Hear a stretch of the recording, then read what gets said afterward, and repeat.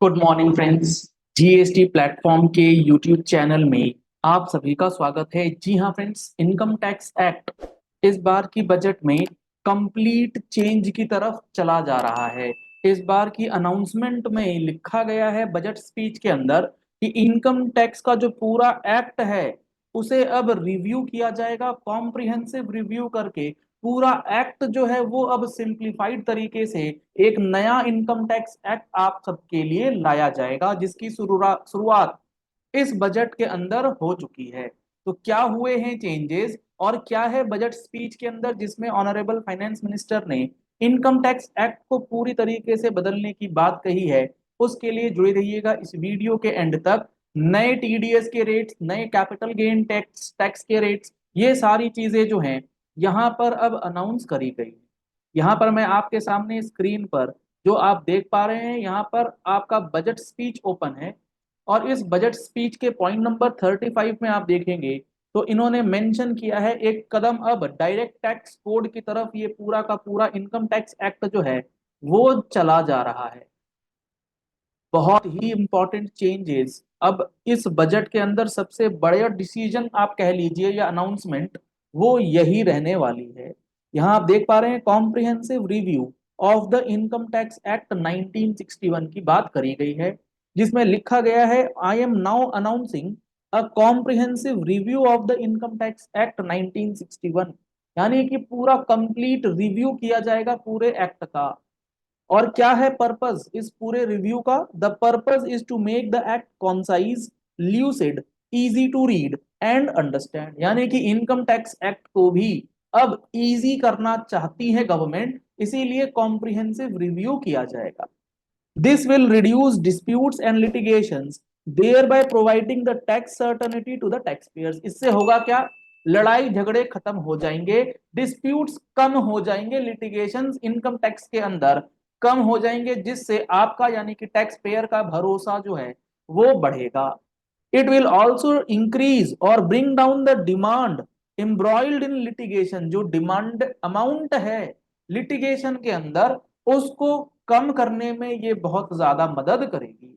It is proposed to be completed in 6 months. तो आने वाले 6 महीने के अंदर आपको अब समय समय पर इनकम टैक्स के अलग अलग प्रोविजंस में अमेंडमेंट्स, रिव्यू का जो इम्पैक्ट है वो नजर आएगा। बिगनिंग के लिए जो शुरुआत करी गई है वो करी गई है फाइनेंस बिल के अंदर by simplifying the tax regime. यानी कि फेजेस में चीजें होंगी। तो पहले फेज के अंदर टीडीएस का रेट स्ट्रक्चर जो है उसे सिंप्लीफाई किया जाएगा। 75 तरह के टीडीएस के सेक्शंस, 75 तरह के टीडीएस के रेट्स जो हैं उसे रैशनलाइज करेगी गवर्नमेंट। चैरिटीज के अंदर आपका टैक्स रिलीफ है, जो रिजीम है, उसको सिंप्लीफाई किया जाएगा चैरिटेबल इंस्टीट्यूशंस वगैरह के लिए।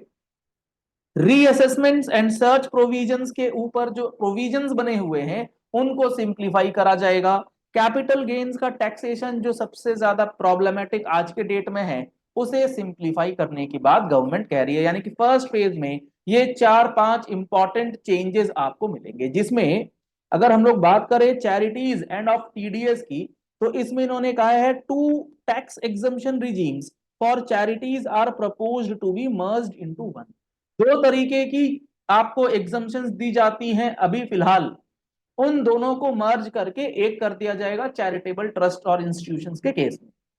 5% TDS rate on many payments is being merged into the 2% TDS rate, and the 20% TDS rate on repurchase of units by mutual funds is being withdrawn।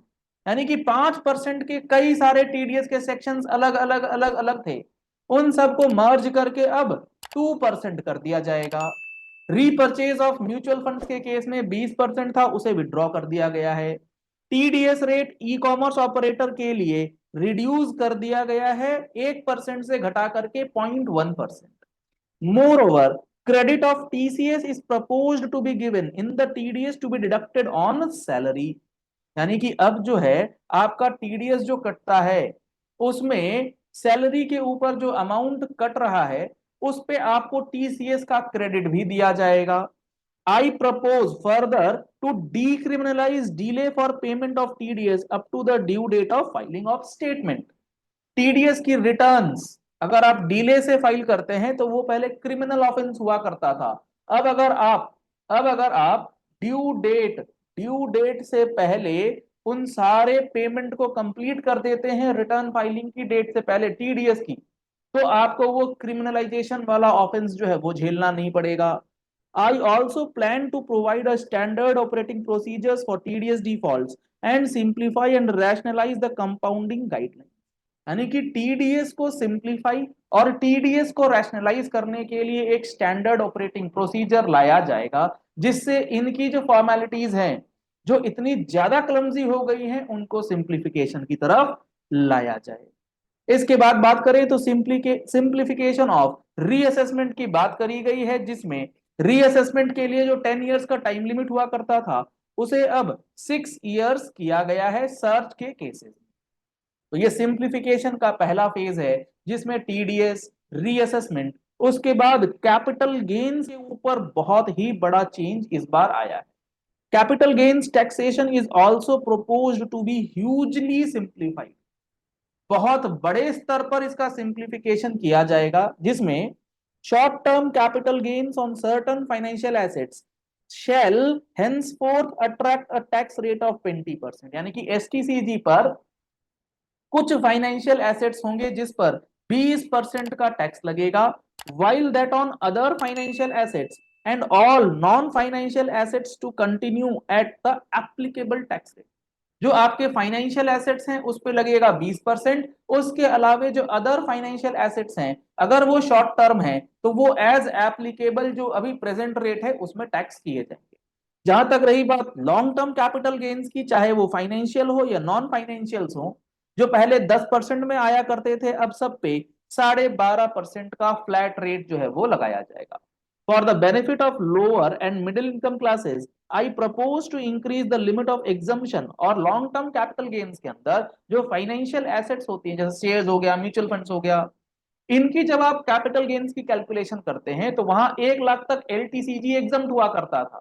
अब उस 1 लाख रुपए की लिमिट को बढ़ा करके government 1.25 lakh rupees per year जो है कर रही है, यानी कि 25,000 रुपए का एक्स्ट्रा बेनिफिट एलटीसीजी के केस में आपको मिलेगा।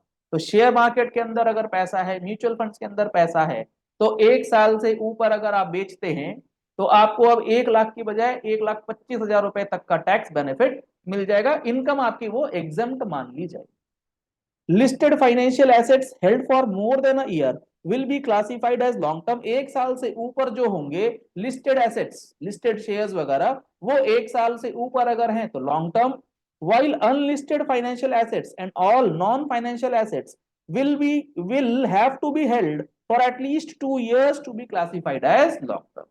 लिस्टेड है तो 1 साल, अनलिस्टेड और नॉन फाइनेंशियल एसेट्स, जमीन हो गया, जायदाद हो गया, वो सब आपको 2 साल होल्ड करना होगा, तब वो लॉन्ग टर्म की डेफिनेशन में आएंगे। Unlisted bonds, debentures, debt mutual funds, market linked debentures, irrespective of holding period, will attract a tax on capital gains at applicable। जो बॉन्ड्स हैं, डिवेंचर्स है, डेट म्यूचुअल फंड्स हैं, इनमें जो चीजें अभी हैं हूबहू वही चीजें लागू रहेंगी, चाहे आपका लॉन्ग टर्म रहे या आपका शॉर्ट टर्म रहे। तो ये एक सिंप्लीफाइड स्ट्रक्चर कैपिटल गेन का जो है गवर्नमेंट ने इस बार इंट्रोड्यूस किया है। अब टैक्स पेयर की सर्विसेज के लिए क्या है, all the major tax payer services under GST and most services under customs and income tax have been digitalised. क्योंकि इनकम टैक्स में आप हैं तो आप इनकम टैक्स का कंप्लायंस कर रहे हैं, जीएसटी के अंदर आप होंगे ही होंगे, कस्टम्स के अंदर भी आपका काम चलता ही होगा, सारी चीजें डिजिटलाइज कर दी गई हैं। All remaining services of the customs and IT including rectification and order giving effect to the appellate orders shall be digitalise. और सारा का सारा मैकेनिज्म डिजिटल कर दिया जाएगा, आईटी बेस्ड कर दिया जाएगा। अब इनकम टैक्स का पोर्टल या इनका बैकएंड आईटी स्ट्रक्चर या इंफ्रास्ट्रक्चर कितना काम करेगा वो उसके बारे में कुछ नहीं लिखा यहाँ, लेकिन इन्होंने ये बोल दिया है कि सारी चीजें जो है वो डिजिटलाइज कर दी जाएगी। उसके बाद लिटिगेशंस एंड अपील्स के लिए भी यहां पर एक काफी इनकरेजिंग स्टेप जो है वो अनाउंस करी है गवर्नमेंट ने। इस बार इन्होंने विवाद से विश्वास स्कीम 2024 जो है वो for resolution of certain income tax disputes जो कि अपील के अंदर पेंडिंग है उसके लिए अनाउंस करी। I propose to further increase monetary limits for filing appeals related to the direct taxes, excise and service tax in tax tribunals, high courts and supreme courts to 60 lakhs 2 crores। जो आपको GST में भी पता है कि departmental and पे जाने के लिए जो लिमिट्स हैं वो बढ़ाई गई हैं। तो बेसिकली इनकम टैक्स को अब एक नए रूप में, एक नए स्ट्रक्चर के साथ अब टैक्स पेयर्स फ्रेंडली मेजर्स के रूप में गवर्नमेंट जो है वो लाना चाहती है, जो कि आपके लिए, हमारे लिए एक सबसे बड़ा अनाउंसमेंट इस बजट के अंदर जो हुआ है वो आप मान के चल सकते हैं। ऐसे ही इंपॉर्टेंट वीडियोस अभी हमारे चैनल्स पर रेगुलर बेसिस पे आपको देखने को मिलेंगी। तो आप हमारे चैनल को फॉलो कर लीजिएगा, सब्सक्राइब कर लीजिएगा, नोटिफिकेशन बेल दबा करके रखिएगा। ऐसी ही इंपॉर्टेंट वीडियोस के लिए जीएसटी के अंदर भी काफी बड़े बड़े चेंजेस और अमेंडमेंट्स प्रपोज कर दिए गए। अगर आपको ये वीडियो पसंद आई है तो इस वीडियो को लाइक कीजिएगा, शेयर कीजिएगा, ताकि मैक्सिमम लोगों तक ये इंफॉर्मेशन, इनकम टैक्स का कंप्लीट ओवरहॉल जो है वो किस तरीके से होगा उसके बारे में पता लग सके। Thank you and have a nice day.